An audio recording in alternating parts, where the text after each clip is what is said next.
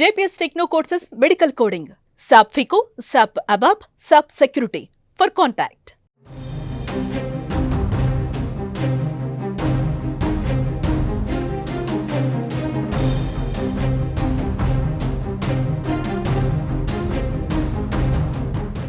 ఏపీలో కూటమి ప్రభుత్వం సరికొత్త నిర్ణయాలు తీసుకుంటుంది.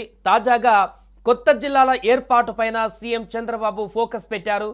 ఈ క్రమంలో జిల్లాల సరిహద్దులు, పేర్లు, మండలాల మార్పుపైన కేబినెట్ సబ్ కమిటీ కసరత్తు ప్రారంభించింది. కొన్ని జిల్లాలకు పేర్లు మార్చడంతో పాటు పలు నియోజకవర్గాలు పక్క జిల్లాలలో విలీన ప్రక్రియ ప్రారంభించేందుకు సిద్ధమైపోయింది. ఈ మేరకు కేబినెట్లో కూడా చర్చించారు. నెల రోజులలో నివేదిక ఇవ్వాలని సీఎం చంద్రబాబు ఆదేశించారు. జిల్లాల విభజన వివాదాలను పరిష్కరించుకునేందుకు ఏపీ ప్రభుత్వం ప్రయత్నిస్తుంది. ఇందులో భాగంగా ఏపీ ప్రభుత్వం కమిటీని నియమించింది.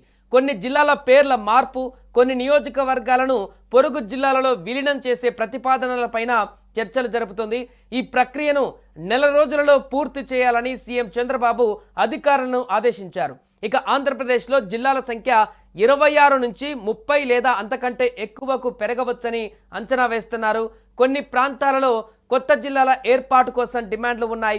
హిందూపురం, రాజంపేట, మార్కాపురం వంటి ప్రాంతాలను జిల్లాలుగా చేయాలన్న విజ్ఞప్తులు ఉన్నాయి. కొన్ని జిల్లాలకు పేర్ల మార్పు డిమాండ్లు ఉన్నాయి. ఇక జిల్లాలు, మండలాలకు సంబంధించిన మార్పు చేర్పులు, పేర్ల మార్పు పైన ఏర్పాటు చేసిన మంత్రుల కమిటీ నెల రోజుల్లోగా నివేదిక ఇవ్వాలని ముఖ్యమంత్రి ఆదేశించారు. జనగణనలో తొలి దశ 2026 జనవరి నుంచి ప్రారంభమవనున్న నేపథ్యంలో ఈ ఏడాది డిసెంబర్ 31లోగా జిల్లాల సరిహద్దుల మార్పు చేర్పులు ఉంటే చేసుకోవాలని కేంద్రం ఆదేశాలు జారీ చేసిందని అధికారులు సీఎంకు చెప్పారు.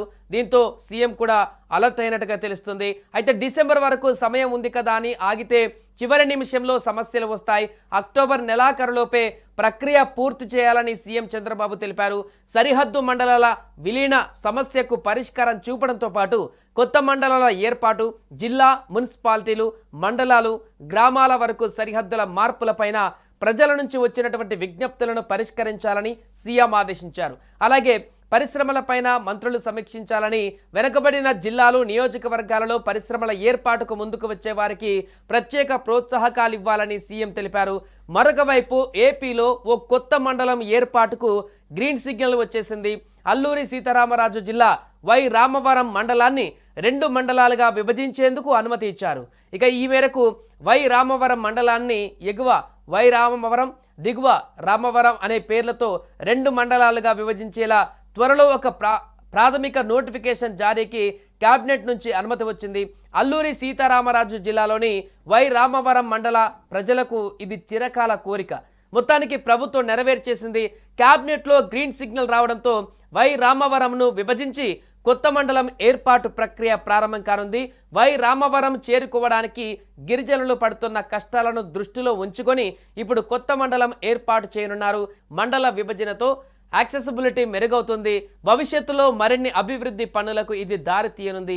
ప్రభుత్వ విధానాల అమలుకు కూడా ఇది సహాయపడుతుంది. ఇది స్థానిక ప్రజలకు, ముఖ్యంగా గిరిజనుల అభివృద్ధికి దోహదపడేటువంటి ఒక పాజిటివ్ స్టెప్గా మనం భావించవచ్చు. అలాగే ఏపీలో పలు కొత్త జిల్లాల ఏర్పాటు, పేర్ల మార్పు, జిల్లాలు, మండలాలకు సంబంధించిన డిమాండ్లు తెరపైకి వచ్చాయి. ప్రధానంగా ప్రకాశం జిల్లాలో పశ్చిమ ప్రాంతానికి మార్కాపురం కొత్త జిల్లాగా ఏర్పాటు చేయాలనే డిమాండ్ గత 5 ఏళ్లుగా వినిపిస్తుంది. జిల్లా ఏర్పాటు చేయాలనే డిమాండ్ ఉంది. ఈ అంశం కూడా ప్రస్తుతం తెరపైకి వచ్చింది. అలాగే అన్నమయ్య జిల్లాకు సంబంధించి రాయచోటి కాకుండా రాజంపేట ప్రధాన కేంద్రంగా ఉండాలనే డిమాండ్ వినిపిస్తుంది. పశ్చిమ గోదావరి జిల్లాకు నరసాపురాన్ని ప్రధాన కేంద్రంగా ఏర్పాటు చేయాలని ప్రజలు కోరుతున్నారు. కానీ భీమవరాన్ని పశ్చిమ గోదావరి జిల్లా ప్రధాన కేంద్రంగా ప్రకటించారు. ఇటు శ్రీ సత్యసాయి జిల్లాకు సంబంధించి హిందూపురాన్ని జిల్లా కేంద్రంగా చేయాలని ప్రజలు అడుగుతున్నారు. హిందూపురం ఎమ్మెల్యే నందమూరి బాలకృష్ణ కూడా ఇదే డిమాండ్ను వినిపిస్తున్నారు. ప్రస్తుతం శ్రీ సత్యసాయి జిల్లా ప్రధాన కేంద్రంగా పుట్టపర్తి ఉంది. ఇక డివిజన్లు, మండలాల విభజన వల్ల పాలనా సౌలభ్యం మరింతగా పెరగాలి. కానీ సౌలభ్యానికి బదులు ప్రజలు తీవ్ర ఇబ్బందులు ఎదుర్కొంటున్నారు. ఈ క్రమంలో వాటిని సరిచేయాలని గత ఏడాది ఎన్నికల సమయంలో ప్రజలు కోరారు.